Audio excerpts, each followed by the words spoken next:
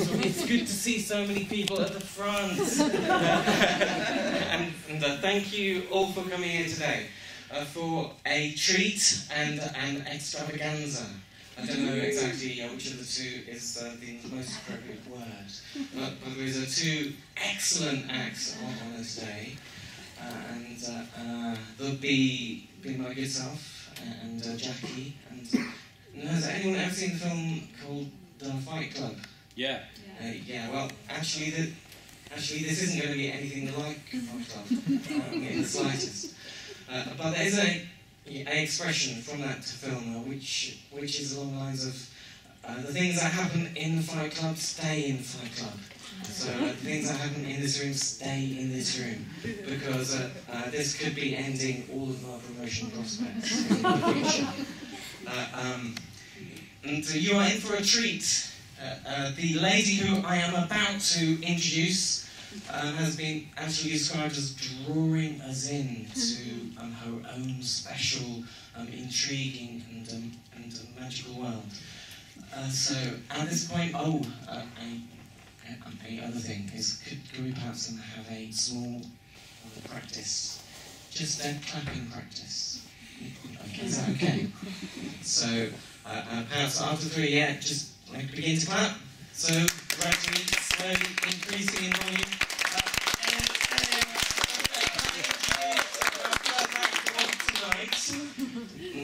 Jackie Dagger!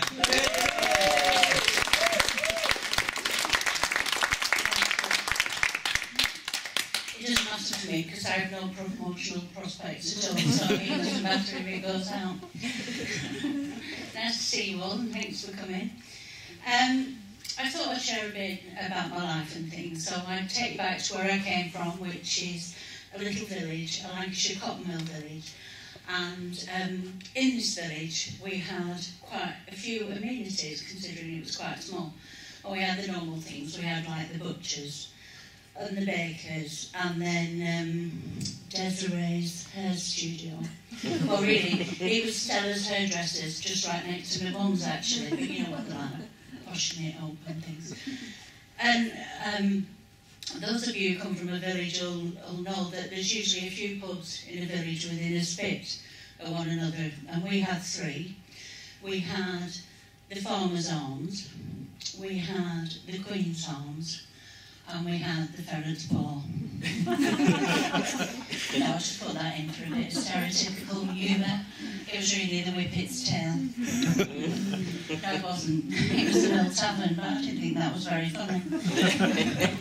Anyway, I went back a little while ago to one of these pubs, and I went in and I said, "Can I have a pint of lager and a glass of red wine?" Well, all of a sudden there was a hush, fell across the room.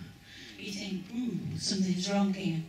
Anyway, then the barman said in an almost Shakespearean way, "Wine? Wine? We've no wine here." Well, all of a sudden a kerfuffle broke out, which shocked and surprised everybody.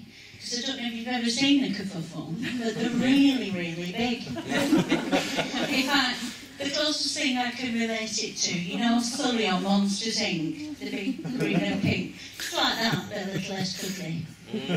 And I don't want you to get it confused with the monster under the bed, because that's a different caboodle altogether. In fact, while we're dunking in the dialect, let me tell you what a kerfuffle is not. It's not a tussle or a tiff. It's not a fracas or a fisticuffs. It's not even a skirmish or a scuffle. It's just a mild feeling of alarm or panic. Anyway, back to the kerfuffle. Well, he ordered his drink and he downed it all in one. That's Sambuca, yeah. And then he left. So I reminded the barman that I was still waiting for my drink.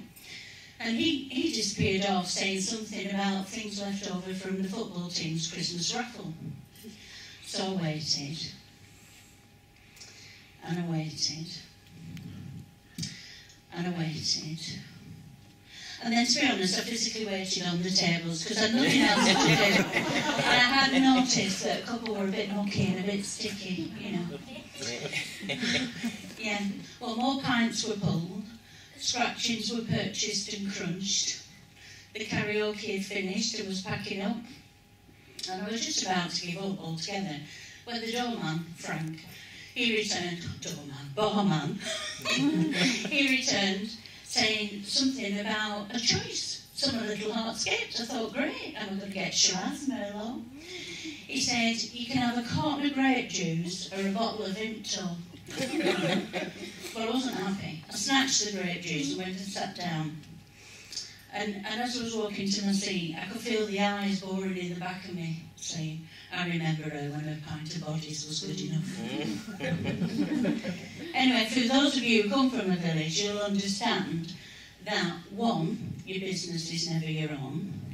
Two, they'll always remember and refer to you as the person you were then. So in my case, I'll always be known as Sheila's eldest skinny lass. Yes, I was. And three, everybody gets washed in the sink. Which is a bit embarrassing when you're 32. Well, I'm the eldest of three. I've got a sister Linda and a brother Dave. Any eldest in the room in the family? Yeah. Do you find that at family events you're the one that organises everything? You know, you get them all together, don't you? The responsibility always falls on your shoulders. Yeah, well, I found that anyway. Obviously you didn't. My mum was an auxiliary nurse and my dad was a long-distance lorry driver. He had satisfied customers coast to coast. He was reliable, fast and in and out before you could blink. I discovered a bit later he was delivering more than what was on his delivery note. And he wasn't his Yorkie. I've now got a sister in Selby and a brother in Barry, Colin. And I also mentioned that my mum was an auxiliary nurse, and for those of you too young to remember, an auxiliary nurse was like a nurse's assistant. They made the bed, they gave out the lunches, bed baths, that sort of thing. A caring profession, I hear you cry.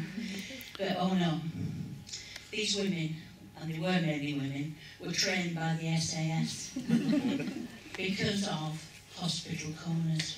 Dun, dun, dun. And those of you, yeah, you're laughing, you remember, don't you? This was a bit the way they were trained to fold cotton in a way that it was like welded. It was so tight and tucked in all the way around. It was like a trampoline. In fact, all across the country, little children at night were traumatised by hospital corners. It was none of your duvet, or duvet, as my nanny used to call them. In fact, when they first came out, they were known as continental quilts, weren't they? All such body Scott continental. They were dead posh, we still had sheets and blankets and coats on the bed. I mentioned her and Anna said duvet. One time I was on holiday with my husband, well, we sort of gate crashed a holiday with my mum and my nana, and in a caravan, and then my mum was sharing with my nana, and she went to bed a bit earlier, as they do, and then we went to bed, and we were in the single beds, well I say single beds, like benches, aren't they, in a caravan. And all of a sudden we heard my nana saying, "Glory be, Sheila, are you going to take all that duvet?" My husband laughed so much he fell out of bed. Anyway, back to the trauma that was hospital corners. And so it was like a tight envelope. I mean, it had a whole new meaning to your mum kissing you goodnight. You thought it was your last one. It was that time. And it was like a tight envelope, so you had to be quite agile to get in. And I'm going to do a little demo in a minute. Because and that was another part of the SAS tactic. Because once you did get in there, you were too tired to do anything else but fall asleep anyway. But it was a straitjacket for kids. You weren't moving and there was no shenanigans. You weren't getting out after. So it was really tight, like an envelope. You had to make like a piece of paper and get in like this. And it was really tough. It did take about a good 20 minutes, to be honest, to get in like this. Well, this turned out a bit handy later on because me and my sister Linda, we won first and second place at a limbo competition in Southport, Pontins. It's a trophy I still treasure today. In fact, we have it under the coffee table. And like I said, this is when trauma first entered my life, because one night, it was a bit of a miracle in itself, because I'm a bit of a fidget. I turned round in bed whilst asleep. So I woke up and I couldn't move my head, obviously, because of the hospital corners. And it was really dark. And you know when you're getting all hot under the covers and your breath's like that. And like I couldn't move and it was like being in a tight tunnel, dark and everything. So I started screaming, which wasn't as bad. Olive was screaming even more because she was at the bottom end. So we were screaming out loud. I thought we'd wake the whole row up. But, you know, in the end, Mum and Dad came and they rescued us. Free at last. And like I said, that's when I discovered trauma and I had OCD. Well, I say discovered, I'm not a doctor.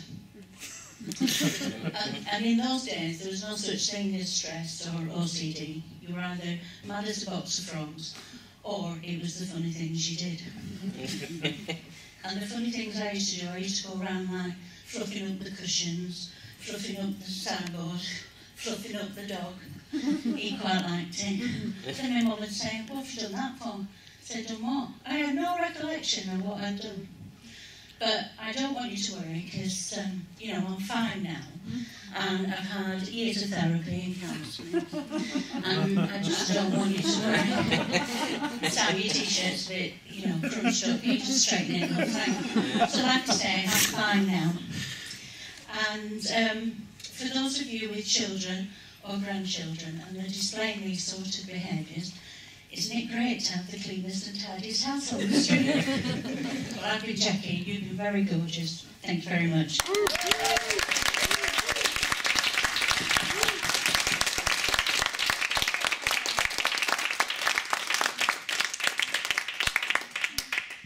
Right. To introduce the headline act now. Chris, me and Chris, we started on these stand-up workshops about April, May, together in different locations. And Chris has done 11 gigs all around London and Kent and Essex, so he's done really well. And I know you're really going to enjoy him. I've got a couple of quotes here that people have wrote about him. Chris Dews delivers humour with a warmth that is refreshing as is charming. One to watch now as well in the future. That was Tom Mullen, a comedy promoter. And Julie Cortez, the best silver newcomer, 2012. Yeah, but she hasn't got a limbo trophy. Great humour, words and gestures. So I just want you to give a nice round of applause and welcome to Chris Dews.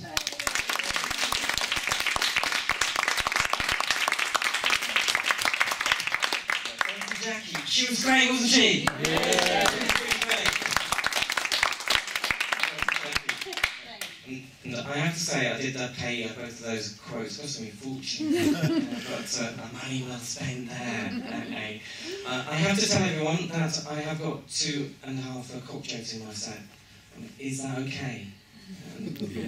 Like a circle of trust, like things that said in this room, not going outside of this room. So if any of them do like come up, I was wondering if we could perhaps have a bit of a cheer. How does that sound? Yeah, so after 3, yeah? 1, 2, 3. Hooray! That's very good. That wasn't very hard, was it? Anyway, I'll just tell you something about myself, because obviously you've never seen me before, ever. My name is Chris, and I have got a bit of a speech impediment. And I've had it ever since I was about that high. I've had 3 or 4 different sessions over the years. In my teenager years, those have been the hardest. And there was this technique of slow speech they did actually teach me. And there's 2 key phrases from my teenage times I'll just share here, because obviously this is a therapy session as well. The first phrase is this, spoken in slow speech. It is, can I have a packet of Benson and Hedges, please? To which the reply, it was, here we go, here's the cigarettes and £1.15 change. Obviously that's a rubbish punchline, isn't it? And the other phrase, it was, will you go out with me? And the reply, it was, no, go away. However, things have changed since then. Things have changed. I'm not smoking anymore. That's the only thing that's changed. In my speech therapy classes, they try to teach me these two different techniques. I'll also share these tonight. And the first is alliteration, and here you have to emphasize every part of a word like this. And the therapist, I had a look at her, she looked at me, and she knew what I was thinking, and it was, there is no bloody way I am going to speak like this all the time. Can I have a package of Benson and no, I'm just not going to do that.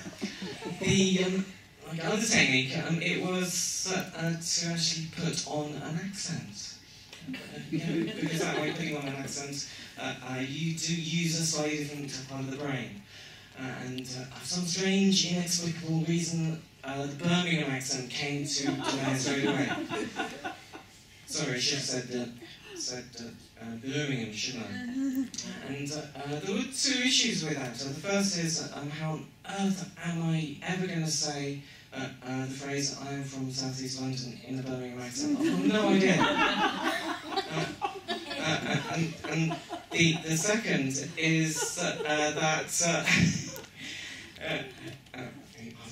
forgotten the punchline now. Oh, that was it. And the second is that it sounds a bit crazy, but why on earth I've actually tried to replace one speech impairment with a whole other type of speech impairment. That's just not going to work. It's not going to make sense at all, is it? Well, is anyone from Birmingham, by the way? I did manage to get away with it that time, but it's not always going to happen, is it? But recently I did head off to speech therapy again. I had a referral from the GP. I had like a thing in the post, an invitation to attend the hospital, and they said on the letter, you have to visit the pink zone in the hospital. Which I thought, that's a strange place, isn't it? The pink zone. So I headed off to the hospital, along a corridor, up a flight of stairs, straight on the right, to the speech and language therapy department. And it was locked. There was only a pigging intercom system. Can you believe that? That's outrageous. That's a bit like having the ward to get a new orthopaedic, a new prosthetic leg on the 10th floor. That's usually inappropriate. Has anyone ever seen the film The King's Speech? Yes. And all of you, that's great. We're are amongst our friends here today. That's good to see. And there was a part of it that was rather funny. Well, obviously it's not a comedy, is it?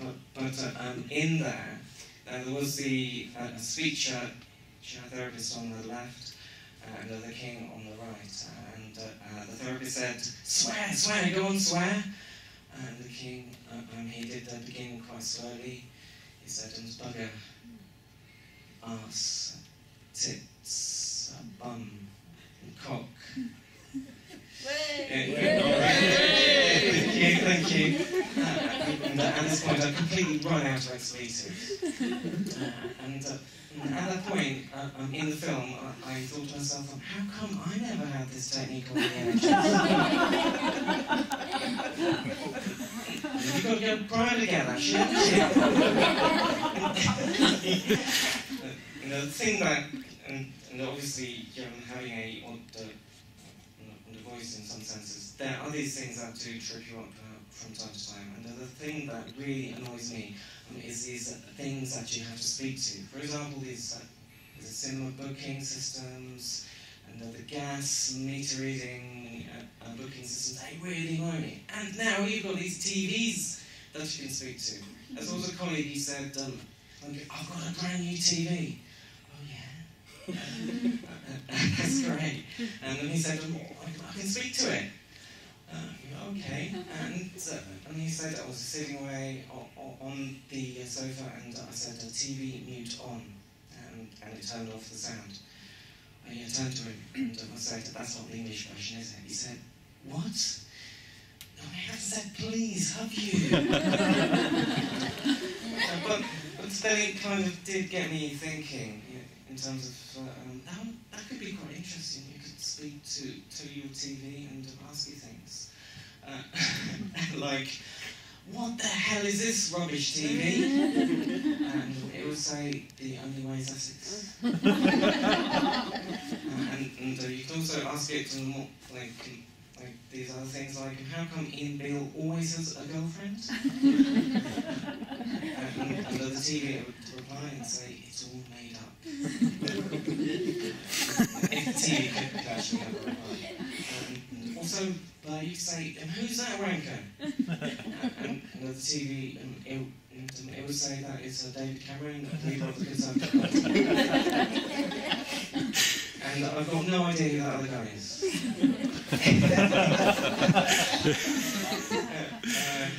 Yeah, so that's all my TV jokes, actually. I did used to be married once. And at the point of breaking up, my ex-wife, she said to me, "You are socially embarrassing." I love you guys, you're great. And then I thought to myself, hey, I am socially embarrassing.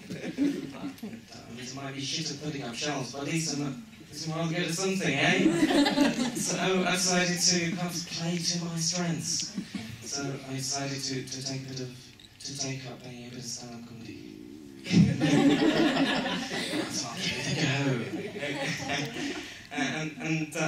I've got two jokes about my marriage and ex-wife, and your challenge this evening is to actually try to say which of the two jokes is true and which of them is false, okay? Is everyone up for that? Yep. Yeah.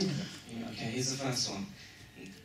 My ex-wife, she decided to leave me for someone who was so much more exciting than me. He was an accountant. And the second joke is, my ex-wife, she said something that was both good and bad at the same time. She said to me, "Chris, out of all of your friends, you're the one who's got the biggest cock." Is it the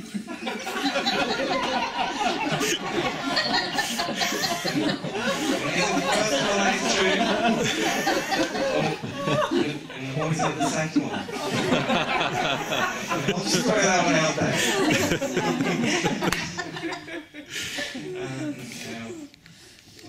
Oh yes, so because I'm kind of single, I've begun to do a bit of internet dating these days. And has anyone ever done any internet dating? Yeah. Yes! And the room, it kind of often goes completely silent at this point. No, not me! Not me! So I've got myself out there. I've put up a profile. I've said, this is me, and I put up a couple of pictures of George Clooney. And I've said, actually, I have got a speech impediment. And that hasn't increased the hits that I have received. However, the responses have been quite interesting, because a response has been, it strikes me as if you are someone who is rather honest. But the thing that I haven't put up there is that actually I'm a bit of an arsehole. There just isn't enough space for that, is there? So some of these internet profiles are a bit crazy. There was this long profile in the space where you've got to say something about the person who you most admire, and there was this individual profile that had 3 crazy things in a single sentence. And it says she most admires Coco Chanel and Margaret Thatcher. Because they are icons of fashion and style. I thought Margaret Thatcher, a icon of style. And the fact is that the word style, it was spelled S-T-I-L-E. And I wouldn't ever go out with anyone who spells style like that. So crazy.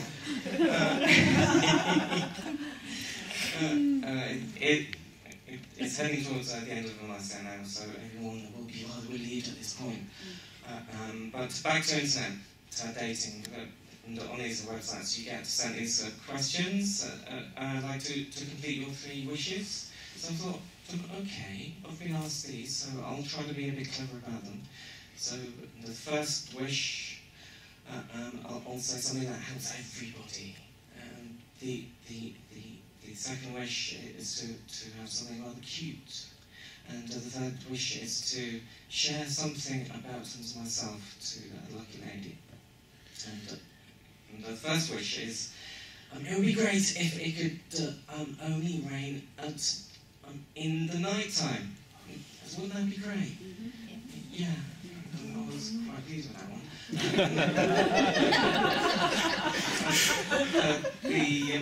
The other one, the key one is it would be great to have a kitten that lives forever. And the third one is that if only I had a smaller cock. However, she didn't arrive back today, because not all girls like cats, do they? Anyway, that's me done. I would like to thank you sincerely.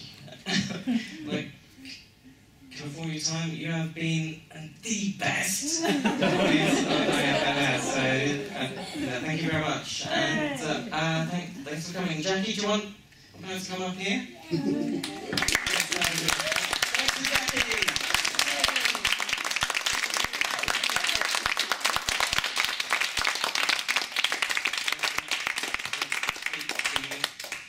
The pair of us are also taking bookings for children's parties. Keep going.